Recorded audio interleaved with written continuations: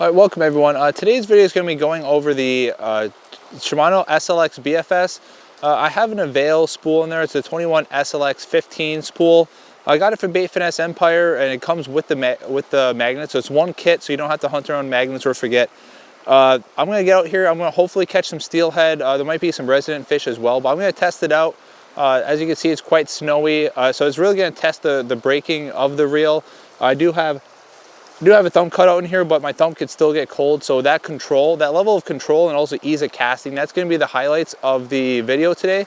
Hopefully I can get some fish, but showing that control, that's going to be real big. All right, so to get started, I will say I did do a video with the SLX BFS. It was a very brief video. This one's going to be a little bit more in depth. So I have the brakes set at 4 out of possible 6. With barely any side-to-side tension. That's usually how I do it. If you can see, my lure drops pretty fast.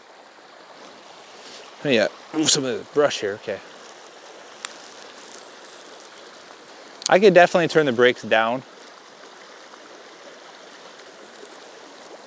And right now the water is really clear. Being wintertime, if you never fished rivers like this, a lot of times it gets super, super clear. And those fish can get pretty spooky. So that's why I'm fishing from quite a ways back right now. Turn the brakes down.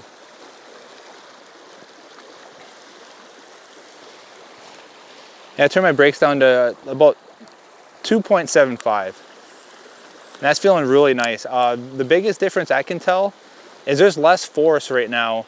And the lure I'm using, it's made by Duo. It's the Spearhead Ryuki 50S. It's a pretty standard trout lure that I've been using for quite a bit. It comes in a wide variety of colors. I did put single hooks on there. Those are Van Fook micro barb hooks, so they have a tiny barb, just because this is a really fast stream, so I want to make sure that when I do hook into a bigger fish that I can actually keep it hooked on. But one thing I can tell right off the bat is that it casts a lot easier. I'm not saying it can cast like a lot lighter of lures, but it does have a less inertia, so you can make these short, accurate casts a lot easier. That's the main thing I go for. I don't care if I'm sitting there trying to cast trout magnets or micro flies. I'm looking for accuracy with realistic lures, and that's what this spool is going to deliver. And it is pretty chilly today, so I'm gonna have ice in the guides as well. So that's a consideration for that control, because sometimes you can, like the iFish Band Clamber that I did a review on, it casts really nice when everything is like set perfectly, like your brakes and everything like that. But the second that there's any sort of variable, like whether it's wind or like a different direction of casting, it takes a lot more attention not to backlash. So that's something too that you have to look at is that the control of where you're getting your distance. So if you're able to get achievable distance, like you should with pretty much any BFS reel, you want to be able to get that consistently. And right now there's a little bit of wind, so there's not much wind. Also there's with the line guides freezing and it just being cold, so you're not going to have as much dexterity. Those are the things that you're going to have to look for, having that control. Kind of what I'm going for today is more so reaction strikes. The fish aren't really focused on feeding right now.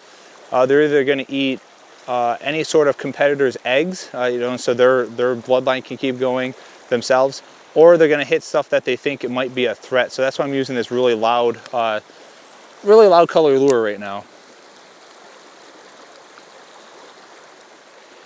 And the line that I'm using right now, it's VARIVAS. I did a review on it. I've been using it for quite a while. It's the VARIVAS Super Trout Advanced Twitch Master. It has a nice yellow color, so it does blend in pretty well to these clear streams like this. And it has less stretch than most monofilament, so it's going to allow me to have these twitching type lures a lot better in the stream. I do have a full review video. I'll put that up above. Yeah. All right, so if you watch that Gekabesian video I did that was on the river, this was the location, so it looks a lot different. And something I do want to mention is it can be pretty dangerous fishing in the wintertime on the river, just because you got like little ice shelves and stuff that are kind of false. So I don't ever suggest fishing new waters, especially alone, because you could get yourself into a lot of trouble. But from here, I'm just gonna fish from up here so I can hit this little ripple, and then I'll go down there and get a little closer in the water.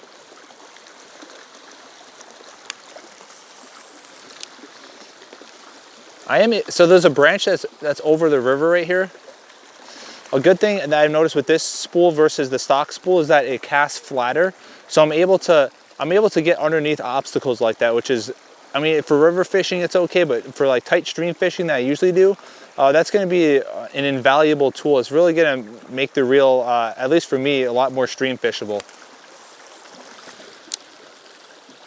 Even like casting to like these little ice shelves on the side here, I mean, it's pretty accurate. I could have pretty good control of the lure in the air.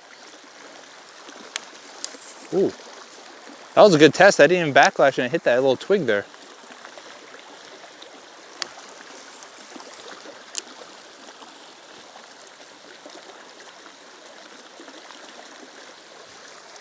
I know there's a pool there, but I can't really access it right now. I might be able to dip in there. I'm gonna try that real quick.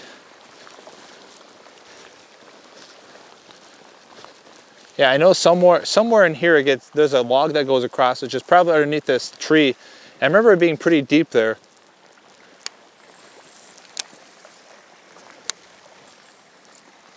Yeah, it pitches out pretty nice.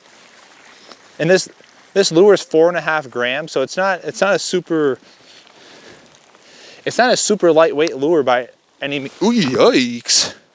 Exactly what I was talking about right there. It's not a lightweight lure by any means, but it pitches out there pretty nice, even with ice building up on the guides now.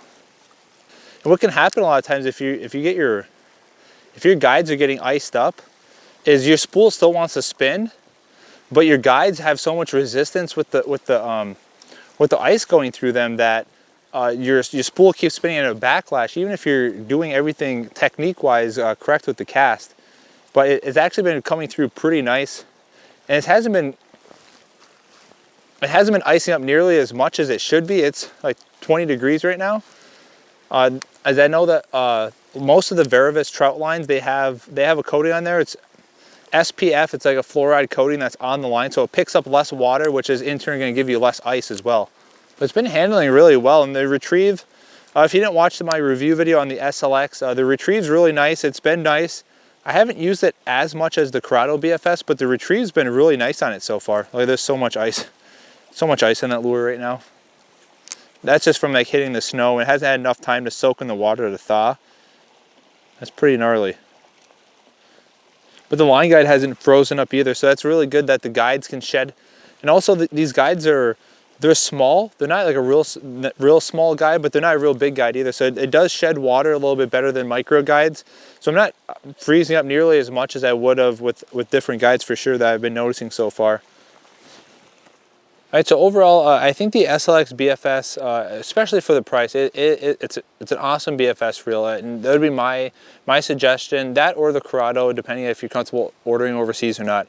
For those entry-level BFS reels that you're not really going to outgrow. I know that some people will get like the Cast King Zephyr, or maybe some other like Hybo or other brand reels, and they kind of outgrow them, and then they just end up collecting dust, and there's no resale value on them. So I definitely suggest hitting up the SLX BFS. It's going to be the best bang for your buck. The Corrado BFS, if you're ordering from stateside, and then putting that spool in there, it just gives you a big window of use out of the reel. Like for this, I can use this for stream fishing, panfish with this Avail spool. And then if I want to go bass fishing, 7-pound fluorocarbon, using shaky heads and stuff, I can use the stock spool and be just fine doing that. So it's a good way that you can get a lot of versatility out of a reel. But my fishing here is pretty much done. If you can see behind me, it's all snow, but that's actually the river underneath there. And it kind of as I go up in elevation, it gets more and more slippery because of the runoff. So it's not really going to be safe fishing that for at least another week. Hopefully it warms up and a lot of the rivers can open back up. But it was fun, and it was actually really nice to be able to test this out in the cold, icing up guides, line, all those cold weather factors that really rely on a reel to be controllable. And this spool combo with the magnets in there, it's been really nice for control. So I heavily do suggest it if you're looking for that bang for your buck all around package. So if you like these BFS videos, keep watching. I'll be uploading here quite frequently coming up, and also comment down below what you want to see.